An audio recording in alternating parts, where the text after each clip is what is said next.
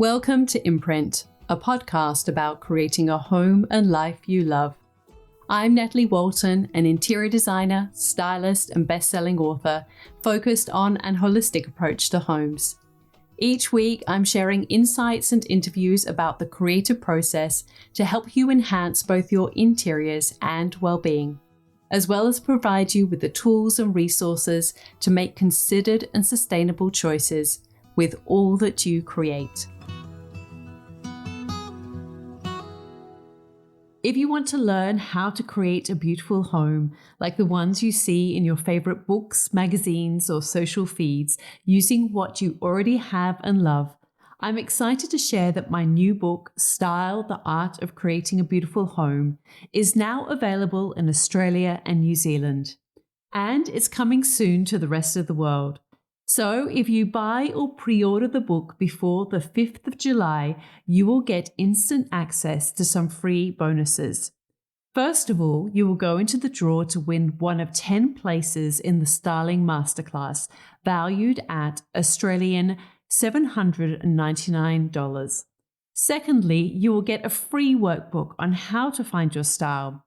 And finally, you will get instant access to 3 styling insider guides, including how to style step by step, walking you through how to style a space, a styling checklist, what you need to make sure you have in each space, and your essential styling toolkit, which includes the essentials I have in my home that help me always be ready to style my spaces.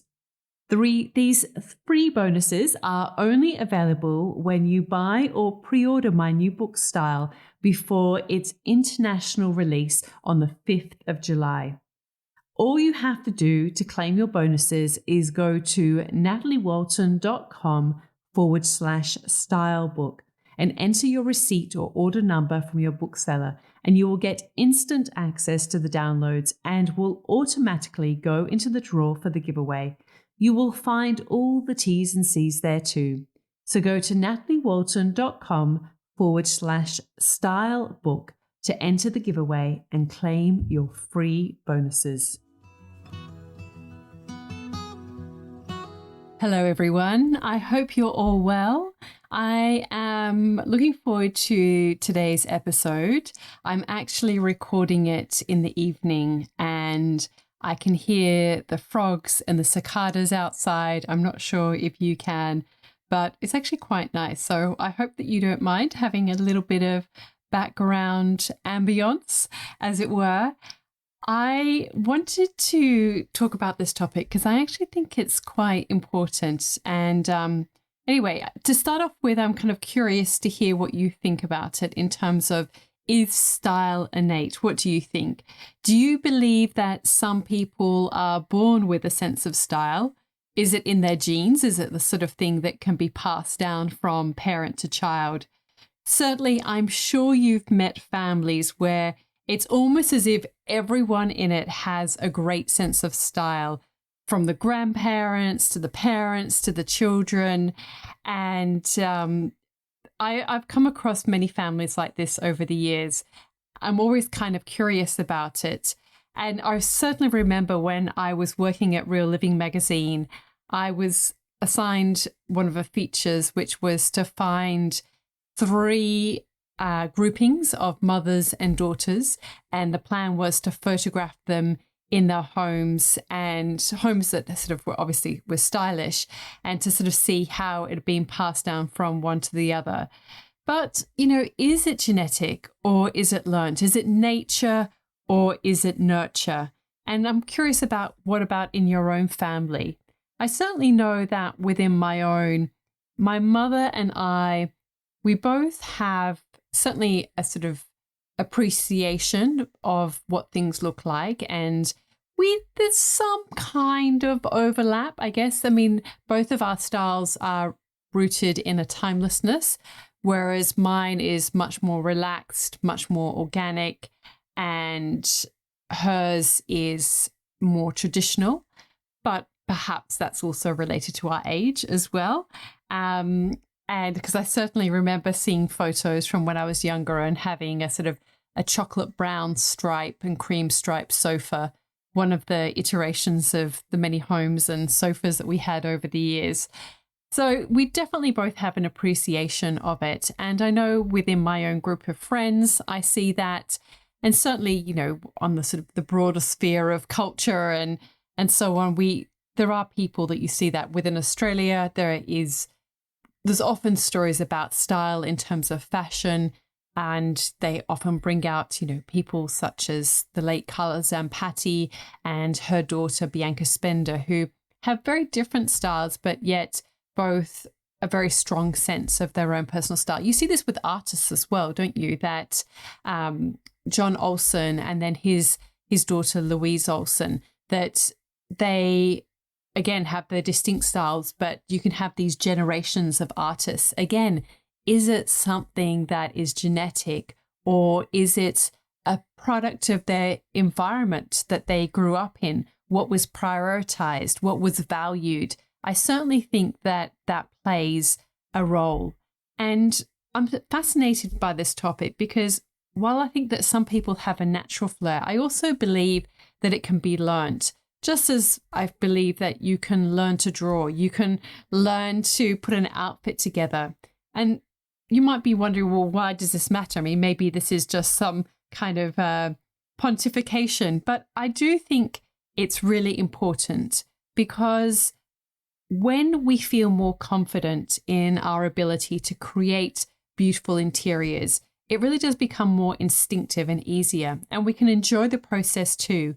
When your sense of style becomes effortless, you can create with really a huge greater sense of confidence. That's why I want to talk about it today, because as I said, I do believe it can be learnt. And when you have a greater sense of your own style and how to put things together, then it does become easier and more enjoyable. Another reason I'm interested in this idea is because sometimes I think it can become an easy excuse to not do the things that we actually really would like to.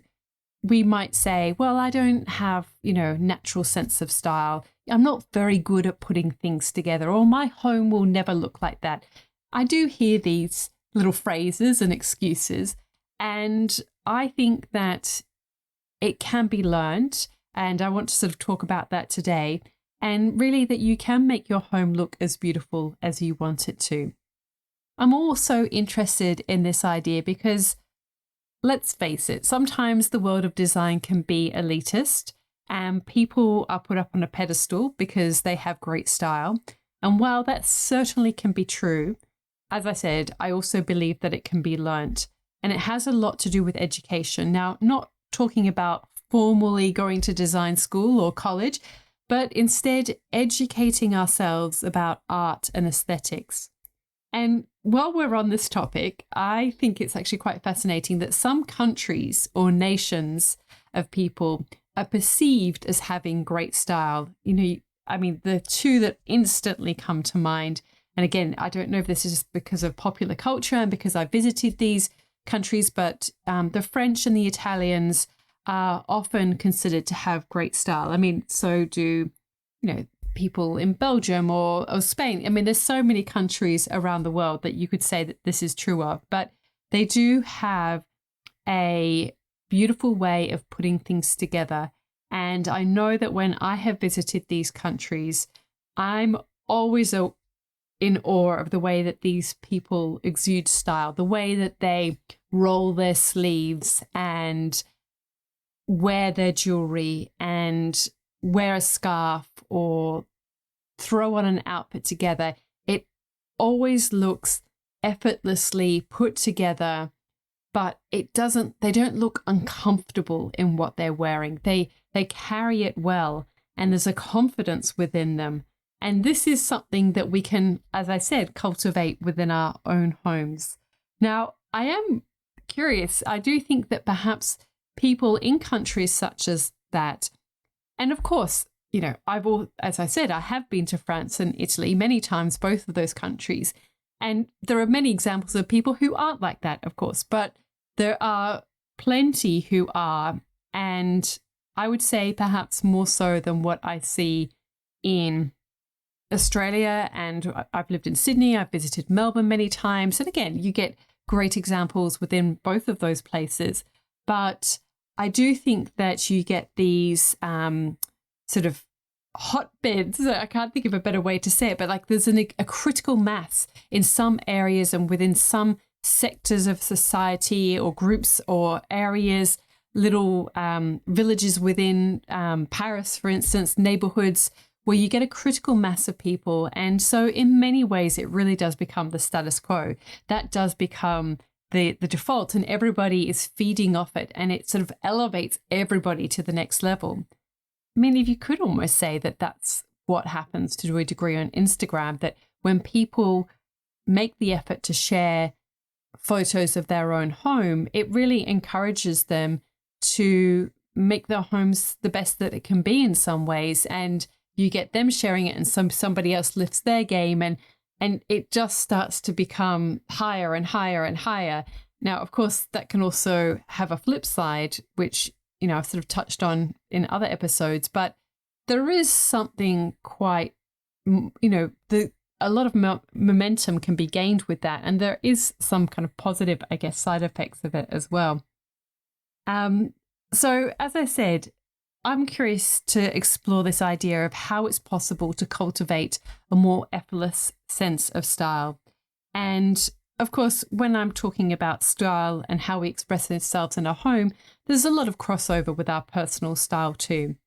When I was researching my book style, I discovered that even those who seem to have an instinct for creating beautiful interiors, they are still constantly educating themselves in the process. So the first thing that I would really say about cultivating an effortless sense of style is that it really can be learnt. The first step to develop any skill is to really become a keen student. And the way that you do that is first and foremost to cultivate awareness. You can do, I mean, this is such an easy thing to do, but you really need to be aware in a very intentional way.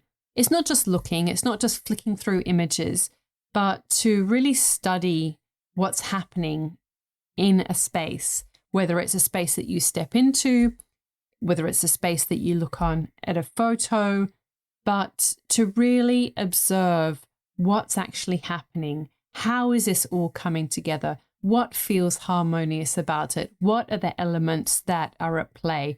And if there is something unexpected in the space, then why has that been introduced there? Really think about it. And what would happen if you were to take that object away?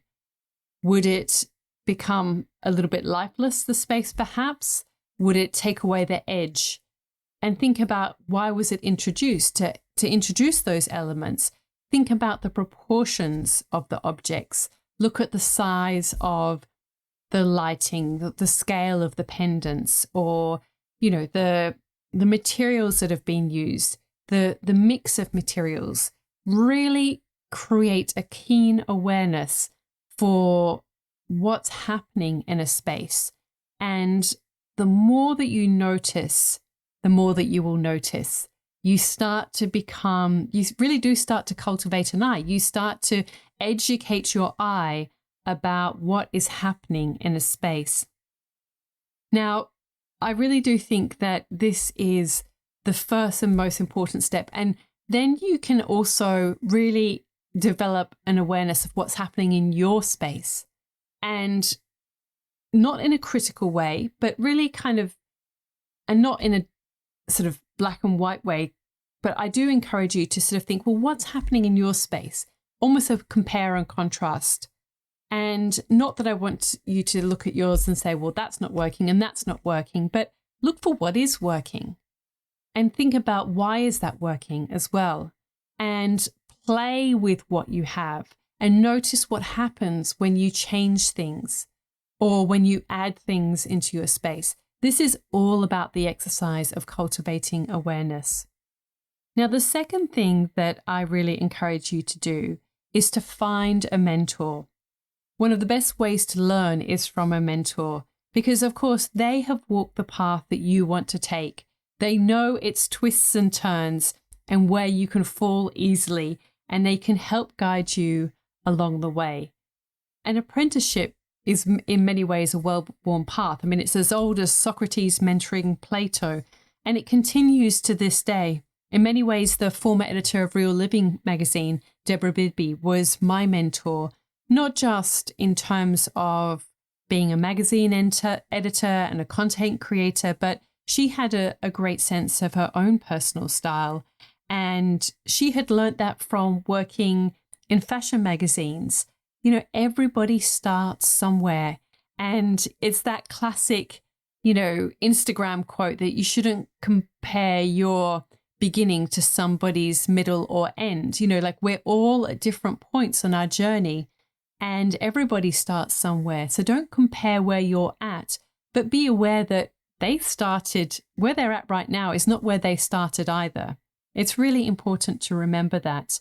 Now, there are many different ways that you can find a mentor. It can be obviously in the most traditional sense of, you know, some type of apprenticeship, which can be you can ask to assist somebody or intern at a design studio. I'm often asked about, you know, what's the best way to get into styling, or, you know, I want to become an interior designer. What should I do? Well, I really encourage people to just put their hand up, and if it means doing unpaid work for a week, then, or however long, or maybe one day a month. I mean, that's certainly how I got my start in journalism. When I was at university, I volunteered to work a couple of hours every week with a news organization. And at the time I was doing my university, I was working basically full time in a paint store. And I still kind of managed to fit that in because I knew it was a good way to learn, to get experience and to sort of put it towards my portfolio. And it's still one of the best ways to get experience in anything. So that is, you know, obviously a really great way to do it. And I was asked actually even the other day on Instagram, someone popped into my DMs and she was a stylist who had been on maternity leave for a number of years. And she sort of wanted to get back into the industry. She was based in the UK. And I suggested, and she sort of was feeling a little bit overwhelmed about, she didn't really know what the way the things were running now and the best way to go about it. And I just said, you know, just get in there and assist, because you will learn so much on the job, more than what you're ever going to learn by just asking somebody. And it's not only that, it's not only a great way to upskill, but also to make contacts too, because really, I mean, it's still a huge part of the way that the world works is that, particularly if you can sort of do a good job and prove yourself, then it's a really great way to get more work or to get paid work. So there's a lot to be said for that as well. And I think that there is so much value from taking some type of mentorship. Now, as I've mentioned, I've talked about assisting and interning, which is all about, you know, getting in there. But there are many ways that you can find mentors. Of course, it can be, you know, online, in books, through courses. There are many, many opportunities. I mean, even just listening to a podcast is, you know, a gift to yourself. It's a way that you're expanding your mind and thinking new thoughts and hearing a different perspective. So these are all really great ways to really improve our knowledge and educate ourselves.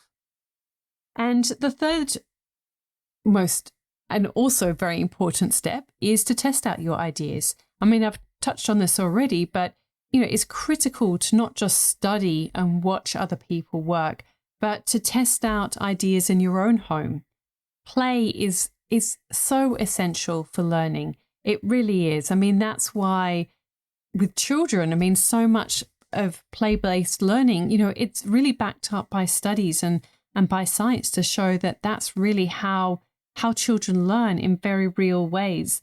And that's how we learn too. And we can easily get caught up in just reading books or listening to podcasts or, you know, watching what other people are doing. But if we don't actually try ourselves, then we're never going to improve. We're never going to find our own sense of style. You know, we're just going to get caught up in copying other people's sense of style. So that's really key as well. If you want to develop your own sense of style, it's about really engaging with what resonates with you and what you love. And so that your home can be a reflection of your personality and your personal style. So really think about, using your home as a laboratory to test out ideas, because it's really how we get better and improve our muscle memory. Styling in many ways is like using a muscle memory. You place an object in a certain spot and you learn. Like next time you try it, you think, oh no, it didn't quite work there, so I'll try it here this time. Or you will remember, oh, that actually combination worked really well last time. I'll try something similar, or those proportions worked really well. The more you engage with it and play with it and try it, then the more you're going to hone your skills, and it really will become more instinctive. As I write in Style, ultimately, the home of the aesthete is a portrait of themselves and their passions. Spaces are personal and philosophical. The thread of their lifelong connection to curiosity and creativity has attuned their sixth sense.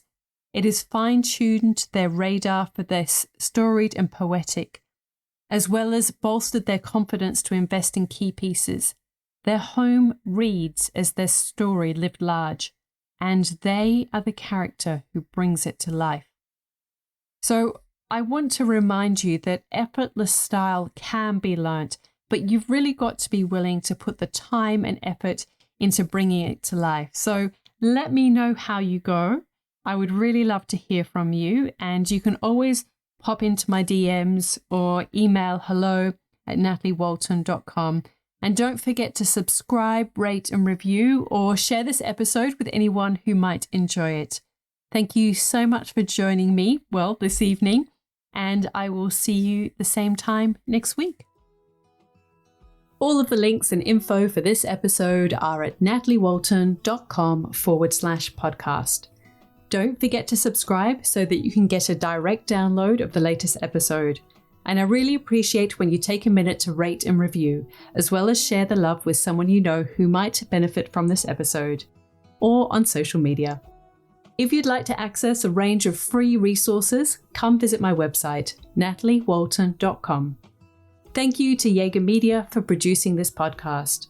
And I would also like to acknowledge the people of the Bundjalung Nation where it was recorded, and pay my respects to elders past, present, and emerging. I look forward to connecting again soon. I'm Natalie Walton, and you've been listening to Imprint.